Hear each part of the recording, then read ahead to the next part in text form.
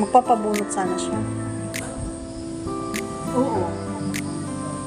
Eh, ba't di siya pumunta doon kay Dokling sa may ano? Dapat kanina nandun si Dokling sa Regalado. Parang may inano si ang gagawin na ang babae ko. Ay, Parang ipapagawa sa Diyos. Baka magsinta na lang yun. ay, ganun siguro.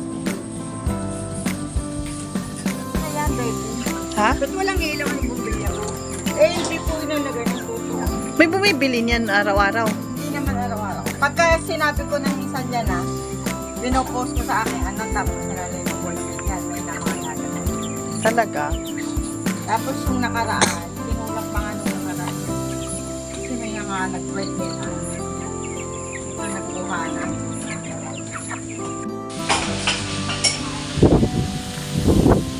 Ang magutom ay magugutom.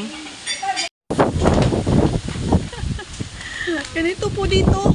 Malakas po yung hangin.